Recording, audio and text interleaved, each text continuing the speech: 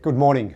Welcome to the XM.com weekly market update, and we're joined once again by Peter McGuire, the CEO of XM. Good morning, Pete. Good morning, Andrew. All right, we'll get into these numbers. Not a huge amount domestically. The Australian retail sales came out last week. The monthly number was 0, so we can see by that chart those recent months have been quite low, which the retailers may not like, but the RBA certainly would, I suspect. Yeah, they sure wouldn't. And when you're thinking about it, I mean, when you put your mind there to what February and March were, that's been it's not a bad little turnaround.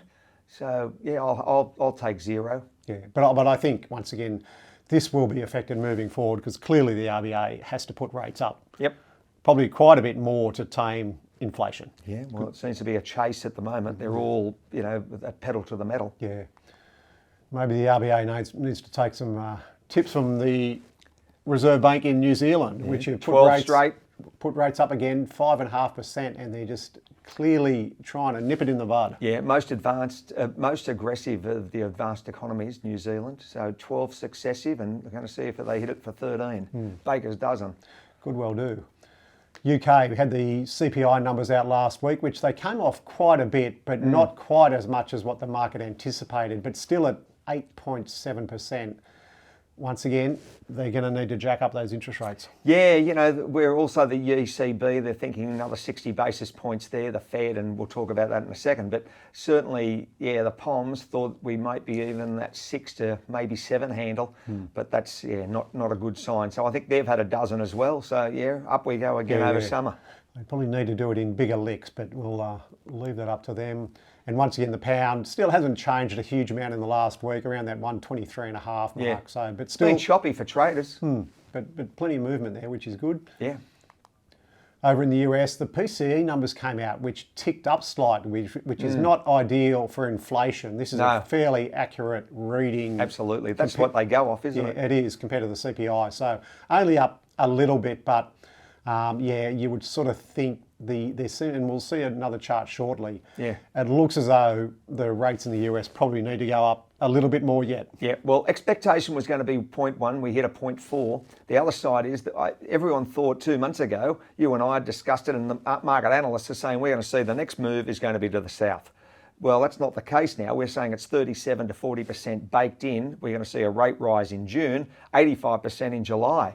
So there really is a lot of pressure on the Fed, and that's telling the story. So, we just got to see. Hopefully we can keep oil prices at these levels, but we've got OPEC meeting later this week or early next week, and they want higher prices. Yeah, they do. It's still hanging around that sort of 72 to roughly. 77, 78. Yeah, so... now, the interesting chart here, so we look at the green line there, and that was what the market was anticipating with interest rates only 2 weeks ago. That's right. The red is where we are at now. So clearly the market has changed their tune. Divergence. Yep. So, and this next chart tells the whole thing here. So we look at the red line there is the 2-year Treasury. Now that has gone up about 80 basis points in the last sort of 3 to 4 weeks, which is a huge move.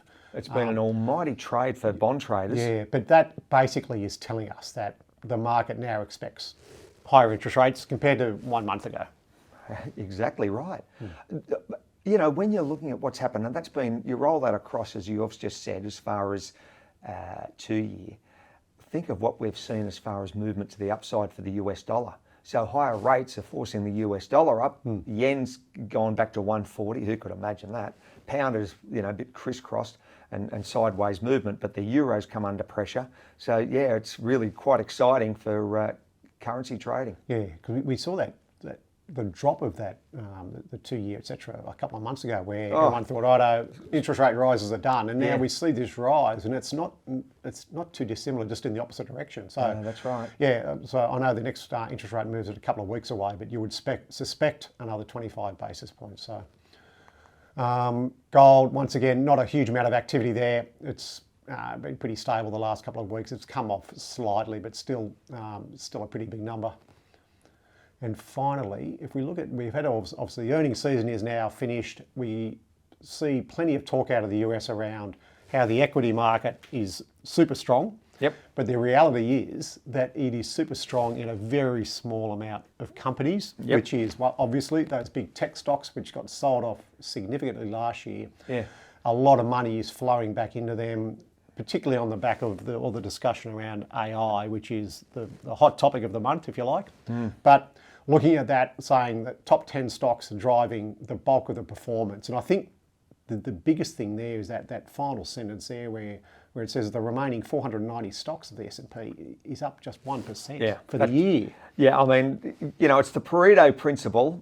And for our viewers out there, that's the 80-20 rule. So, and that's a classic example. You've got 28% of weighting giving you just all the horsepower. And they're up 56.5% on average. I mean, it's incredible. Yeah, no, it's huge. And if you're in any of those 10 stocks, you'll be a happy man. Yeah. But certainly facing into the Northern Hemisphere summer. Yeah, that's right. So banana chair in the Antibes, mate. Yeah, and you sort of think, I don't know, like some of these stocks, I know Nvidia's driven a huge amount of that. That was up about 30% last week, which is, for a large cap stock, 30% move is just enormous. Yeah, so you would sort of think these stocks, Apples and the Metas, etc., they're up anywhere between 25 and 40% for the year. Yeah. Clearly, we're only 5 months in. Yeah, but it's just clearly not sustainable. Like, no, you would sort of think so. Like, you can't say, okay, 5 months in, they'll gain another 20%. Or they'll double what they are. Yeah, but then again, I don't know. You've got they spit out a lot of cash, as you and I keep on saying, off air. They do, and particularly if the market keeps on going up, all that money either sitting in bonds or sitting on the sidelines, particularly the fund managers, they've got to get a return. Like or they don't have a fund. No, at the end of the year, they'll put out their numbers. Yeah, there's your line. Where are you, up or down, mate? If they're not over the average, the average, which is roughly sack them all. 9% or thereabouts. You get withdrawals. That's right. If they have to chase the market, that's going to push it higher. Yep. Probably not justified, but if they're not in at the moment, then they're going to be in trouble. So, pretty interesting stat there to close it out on the equity side of things. So, but we'll keep an eye on things. There's some big numbers coming out in the next couple of weeks. Where CPI, it's an exciting week. Yeah, jobless. The NFP, non-farm payroll. We're thinking 180,000, and just on that expectation, the last 12 or 13 expectations, they've all been beaten. So don't have a punt on the expectation. Once again, it's pretty resilient, that's for sure. Yes. So anyway, we'll see how that pans out. But once again, thanks for joining us. Lovely to be here. Excellent. Thanks, Pete. Thank you, Andrew. And that's the XM.com weekly market update.